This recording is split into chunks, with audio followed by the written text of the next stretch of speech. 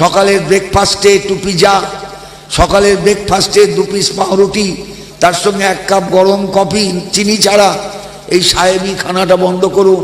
একটু মুড়ি চিবন, একটু বাতাসা দিয়ে মুড়ি চিবন, এগুলো দরকার আছে। বাঙালি হওয়া দরকার আছে, কারণ বাঙালির যা সম্পদ আছে, সম্পদ পৃথিবীতে খুব কম লোকের আছে।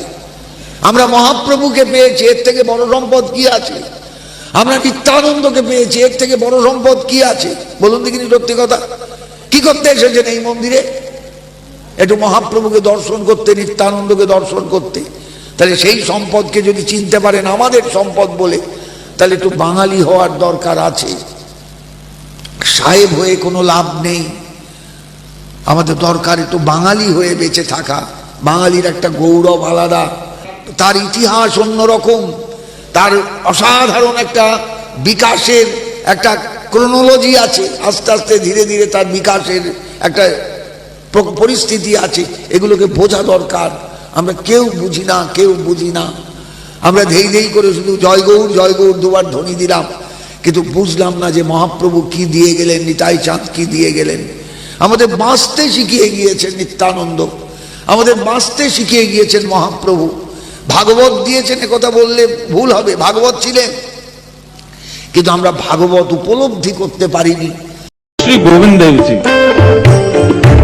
जो आज जयपुर में विराजते हैं, गोविंद देव जी के भाव में ऐसा वर्णन किया जाता है कि जब वज्रनाभ ने गोविंद देव जी का स्वरूप निर्मित कराया और गोविंद देव जी को भगवान की 16,100 पटरानियों के सामने जैसे प्रस्तुत किया, तो गोविंद देव जी का रूप देखते ही समस्त पटरानियों ने घूंघट कर लिया और घूंघट करके क्या बोली, ये तो हमारे श्याम सुंदर ही हैं, ये तो बिल्कुल उन्हीं के जैसे ही दिख रहे हैं।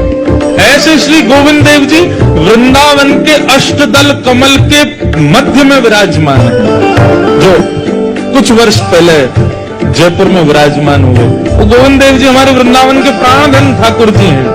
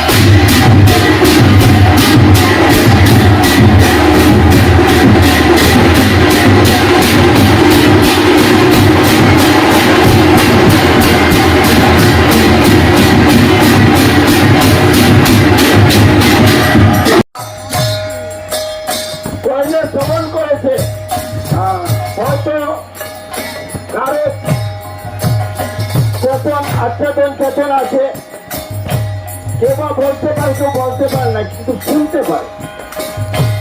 সেই জন্য মহাপ্রভু যখন ঝাড়িখণ্ডে পথে গিয়েছিলেন, তখন সমস্ত পশু পক্ষী, হিংস্র প্রাণী, তারা মহাপ্রভুর মুখে হরিকীর্তন শ্রবণ করে তারা সকলেই মহাপ্রভুর পেছনে দাবিত হচ্ছিল।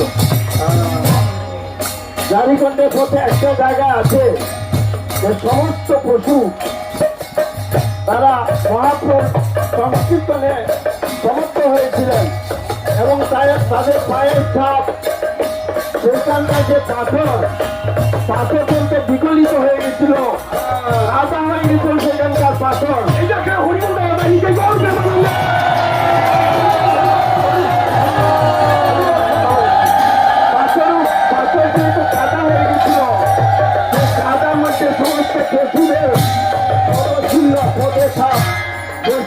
এখনো গেলে দেখতে পাবেন এগুলো তৈরি, নিজেদের তৈরি কথা নয়।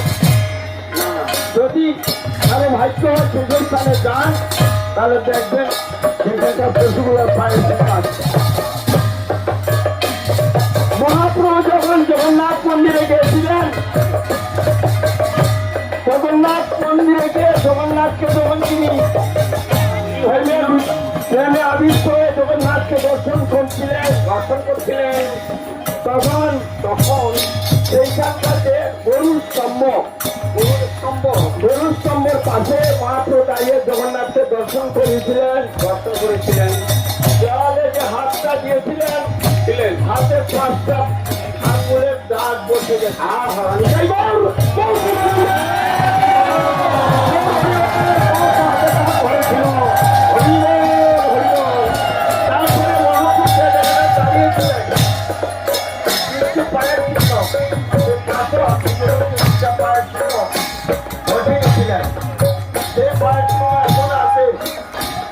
অনেক ভক্তরা না জেনে মহাপ্রভু পায়ের চিহ্নের মধ্যে পা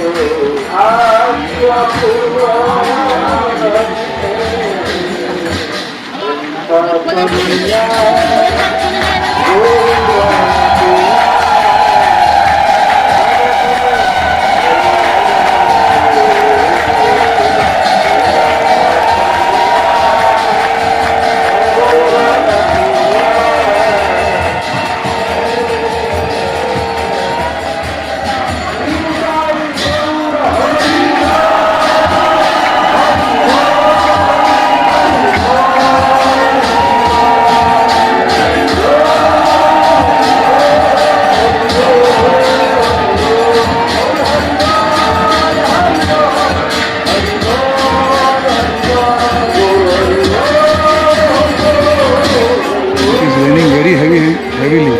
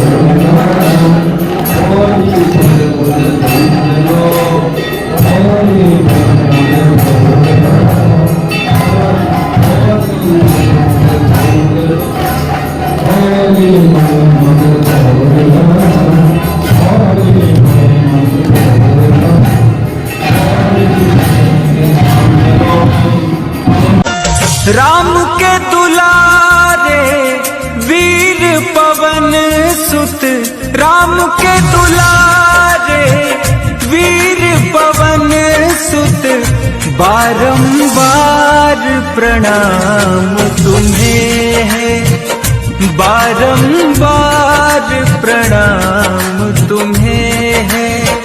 बस जाओ मन के मंदिर में, बस जाओ मन के मंदिर में, तेरे दरस की चाह हमें है,